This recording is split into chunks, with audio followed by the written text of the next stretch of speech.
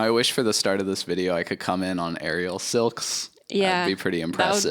That would be a good start. You think that would get us to 200 subscribers?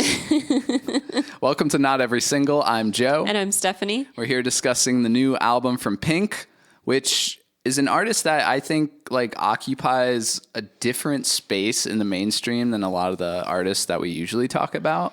Yeah, we try and have variety, but honestly, a lot of what we're interested in right now is the pop artists. So it's just been a kind of a weird time. We do like rock music and other kinds of things, but yeah, Pink is definitely a little bit outside the main pop girl realm. Would you say that Pink's audience maybe skews a little older? It's funny because from what I see of discussion, it's people who kind of my age who were around when she first popped on the scene, and they call them soccer mom. It's soccer mom music is what they call it. But then there's also a lot of younger fans who are I love soccer mom Pink music. So it's not necessarily just older fans, which is cool because she has a wide audience. And she's been very successful in this era of her career, incredibly successful. I mean, that makes sense. I can see her having a wide reach, a wide audience. There's a reason she's been around this long and has been so successful. And I think you hear it on this record, which is the hooks. Yeah.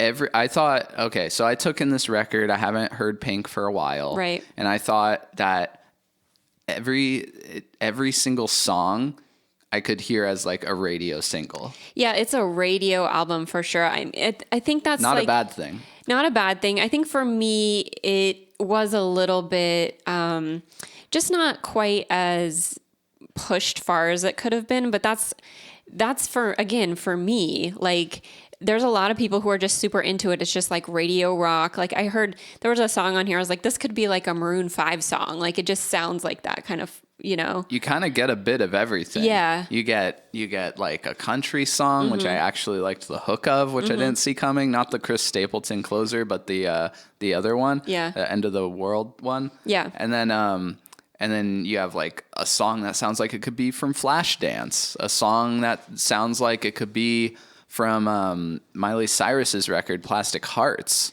Yeah. Was one of my favorites. I think that was Hate Me. Hate Me. And I also got a little bit of weirdly No Doubt from that song too.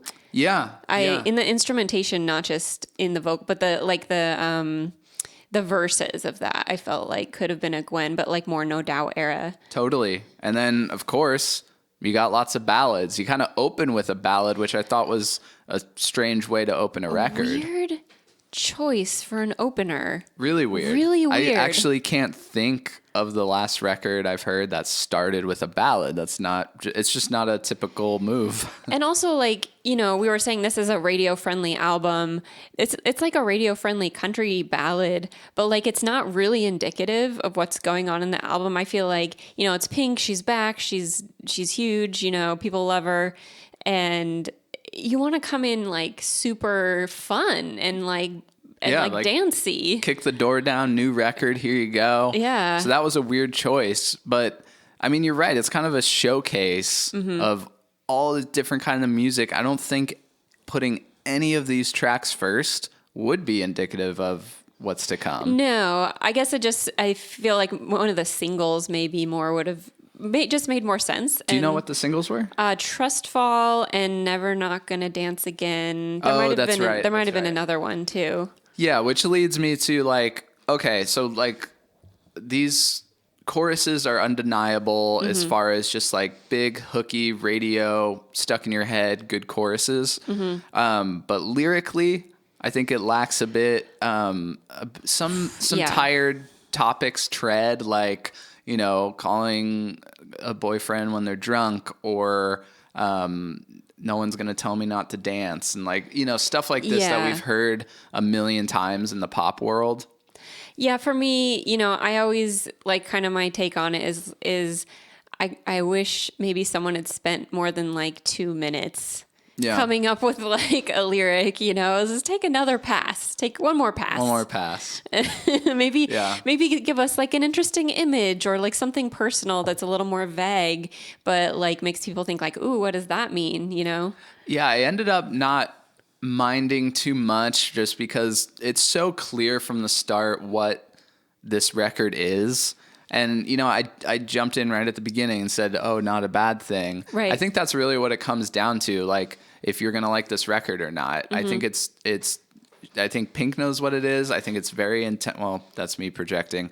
I think it's very clear that this is a record full of radio-ready singles. And I personally don't think there's anything wrong with doing that, especially for an artist that's been around so long and is at her level of success. And so I enjoyed it, but it kind of depends on how you feel about that. Yeah. And I mean, kind of going back to what I said earlier, I feel like, yeah, it's catchy. It's really mainstream. It's really accessible. You'll hear these songs on the radio probably in grocery stores forever. Yep. Oh yeah.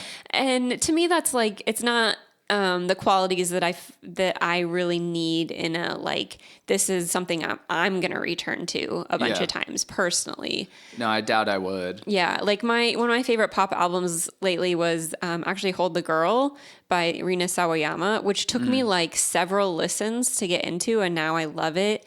And it's got so much variety. And, you know, Pink can do anything vocally. Her voice is stellar. And it's not showcased as much as it could be here. I was actually going to mention that it's not really a vocal showcase for her. Yeah. Obviously not something she needs to do. Like, she's proven herself in that regard. But yeah, I did kind of expect like just a little something here and there to really, a couple of moments where you could be like, whoa, the vocal. Yeah. I know there was one part where she goes up super high and I was just like, dang. Yeah. Oh, yeah. Yeah. I think I remember what you're talking about. Yeah. And it was just incredible. It was amazing. Well, she also has to be able to sing these songs while she's doing Aerial Silks, which is the greatest. Like, what an artist. Like, you're not. And she actually does it, right? She actually sings. She sings live. She sings live. And she does the Aerial Silks. And, like, what a badass thing to do. Does she have one of these? One of these mics? I guess it must. I mean, how would it not be? I think I want one of those for this channel. I could just be like way more free form with it, walking around.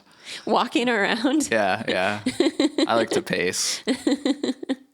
But anyway, that's our thoughts on the new Pink record. What did you guys think? What's your favorite song from it? Mine was Hate Me.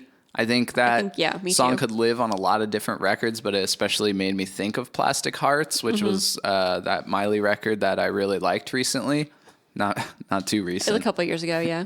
But yeah, let us know what you think and let us know what we should listen to next. I haven't heard Pink in a long time. Is there anything we should totally check out? We can talk about that a little too, because I had Misunderstood. I had that album. Okay. I mean, some spins. I remember those singles back in the day. And then like the last I heard of Pink was when I worked at the record store, like 2017, she had a record come out. And I know I found that song with Eminem like really obnoxious. And then I just like haven't thought about Pink since. So is there anything I'm missing out on? Should we jump into anything? Let us know. Thanks for watching. This is Not Every Single. I'm Joe. And I'm Stephanie. Bye.